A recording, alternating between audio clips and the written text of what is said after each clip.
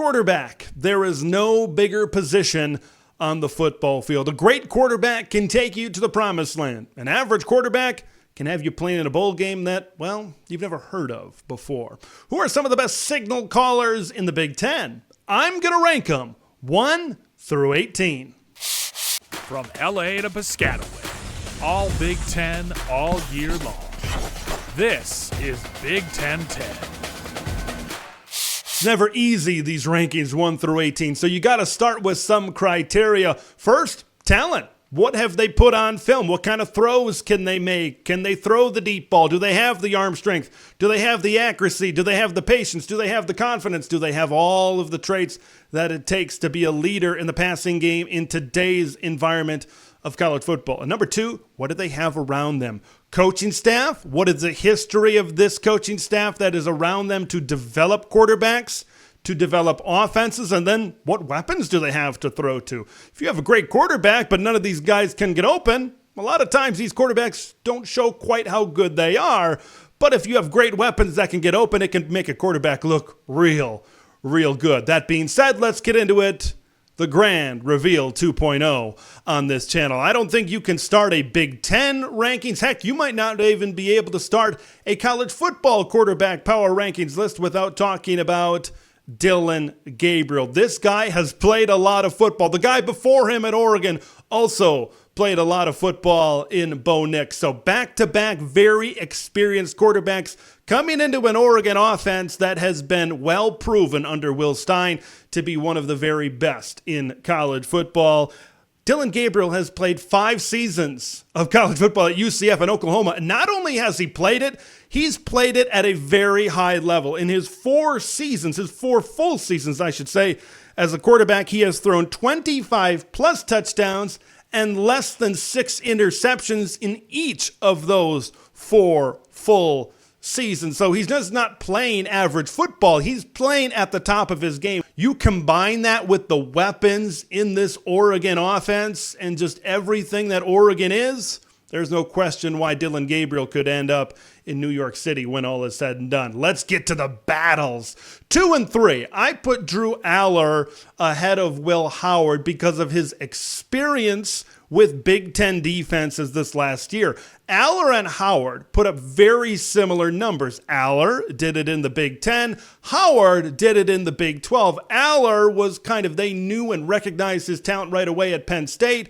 It took a little bit for Howard to get going. I think both of these guys under new coordinators here in 2024 are going to have a lot of success, and I think they're going to elevate their game this next season. When I look at Drew Allar being a notch above Howard right now, it's also about taking care of the football. Last year, only 2 interceptions. Now that number might go up this year because Andy Kotelnicki is going to make this offense a little bit more dynamic, creative. They're going to stretch the field, I believe, a lot more, and bringing in Julian Fleming is going to help out. I believe just Allard to be a better pure passer right now as compared to Will Howard. But when I look at Howard, I see a guy that can certainly get involved in the RPO game, in the run game as well. And then look at the coordinator that Ohio State is bringing in, Chip Kelly. Now, you have Will Howard and what he was able to do at Kansas State. He could take a step up with this great talent that they have on the outside at Ohio State. That could be a very interesting battle. Those guys, I think, are going to be in the top of the Big Ten. And then you've got 4 through 7, who I've kind of grouped together.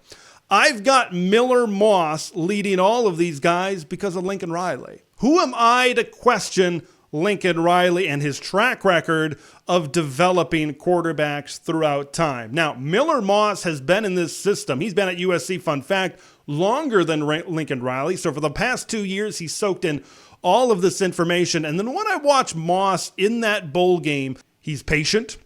He's confident. He's very different, I believe, than Caleb Williams in what he provides. And they've got a lot of good young talent around them as well. I put Moss ahead of Will Rogers because look what you've done for me lately. Look at what Will Rogers has been like this past year at Mississippi State. He's dealt through some injuries, right? He's proven, right? He is as high as he is on this list at number 5 because he's proven to put up some big-time numbers, nation-leading numbers in the Power 2 against SEC defenses.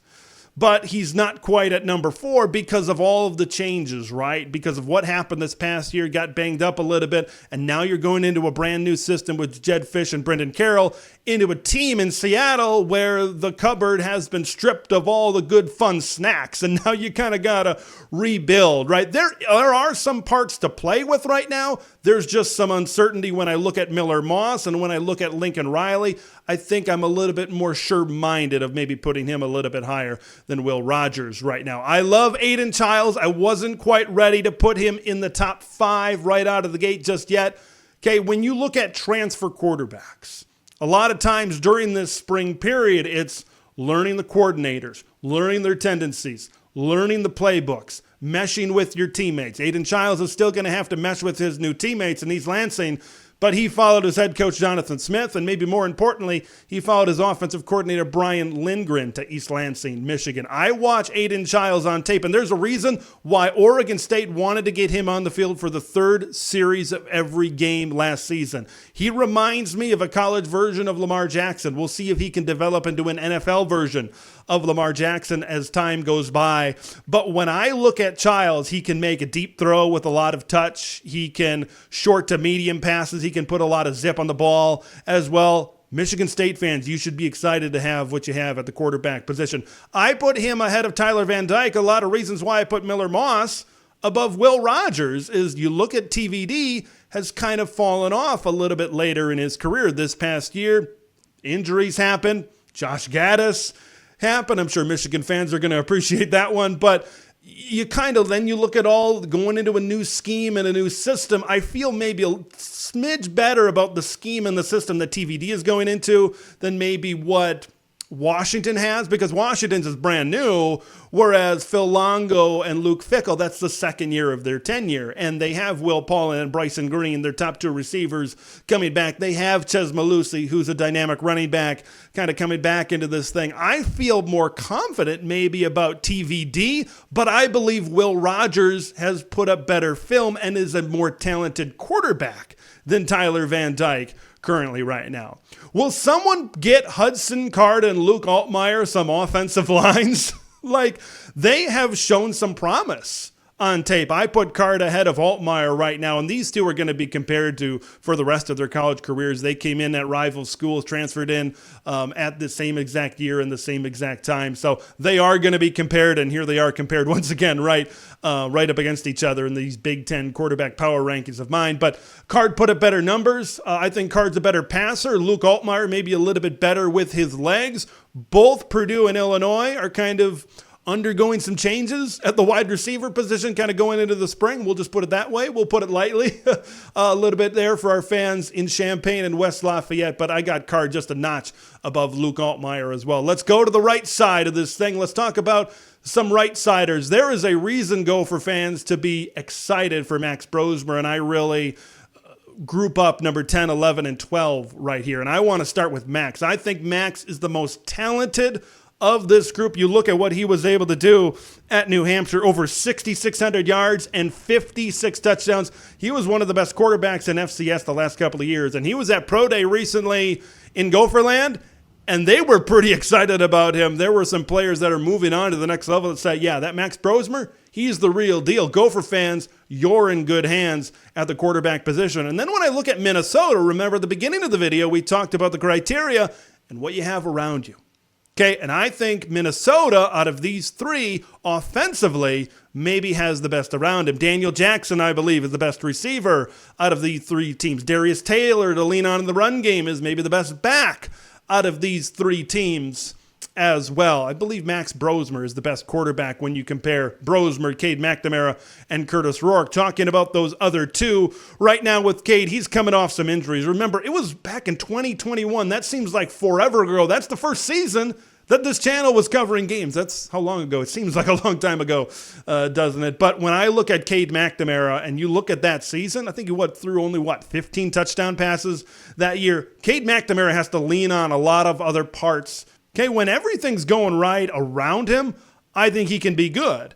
But you look at Iowa, and I know Tim Lester is going to maybe try to change things up a little bit and spruce up this Iowa offense a little bit. But when you look at their weapons outside of tight ends and Caleb Brown, it doesn't really impress me, right? So that's maybe going to make things a little bit more difficult for this Iowa offense. Part of their struggles was their inability for guys on the perimeter to get open, their lack of skill outside at wide receiver. When you look at Curtis Rourke, big body type of guy, but kind of like the Tyler Van Dykes of the world and the Will Rogers of the world, could take a little bit of a step down this past season. Injuries certainly played into that. But I have Rourke where I have him because of the staff at Indiana that is known for developing quarterbacks. Look what just happened with Jordan McLeod over at James Madison. Curt Cignetti and his staff have a history of doing really good things at the quarterback position, and he's got that target to lean on with Donovan McCulley. I went back and forth on 11 and 12 here,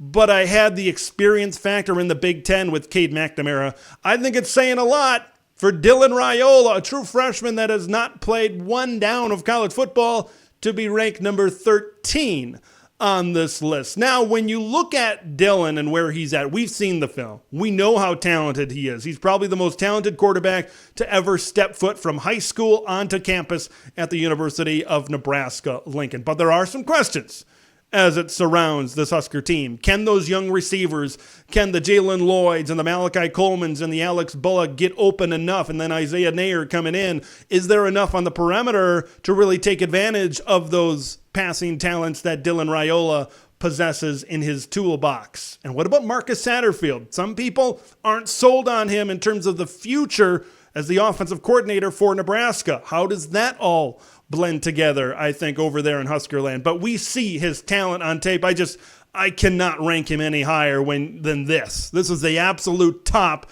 I think, that I could put Dillon, considering he has yet to play a down of college football, and who knows where it's going to go at a place like Nebraska that maybe hasn't had the most offensive success the last few years as well. Ethan Kaliakmanis, Ethan Garbers were also kind of in this group with Dylan Raiola.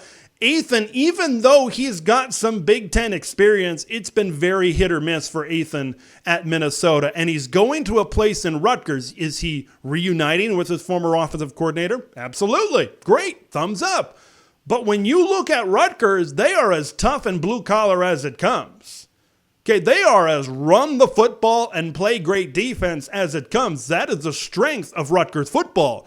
You look outside on the perimeter, and they might have as little talent as anybody on the outside at wide receiver, which is a concern. Now, they might address that in the spring portal, and it might look a little bit different when they suit up and put the pads on in the fall. But as of right now, you got a guy that's inconsistent at quarterback in Ethan Kaliakmanis. You've got a really good run game. I'm just not expecting a lot out of Ethan. I think Ethan is a slight upgrade than what they had with Gavin Wimsatt, but still, I look at the talent of someone like a Dylan Raiola, what he's shown on tape. I get it. Against high schoolers, I understand. But right now, I believe that ceiling is higher, actually, in 2024 with Dillon at Nebraska than it is with Ethan over at Rutgers. Like, you look at inconsistency on the field with Ethan. What about inconsistency of just getting on the field? And that's what you get with Ethan Garbers over there at number 15 at UCLA. The revolving door of quarterbacks did nothing to help anybody's confidence last year. Injuries played a part into that as well in Westwood with Chip Kelly. Now Deshaun Foster and Eric Bieniemy has to really look at this situation and make Ethan the guy, instill that confidence in spring so he can develop and this offense can continue to develop as they go into fall camp. 13, 14, 15, you could even go up to 12. There's a lot of chunks, there's a lot of groups in here that kind of make it hard to rank.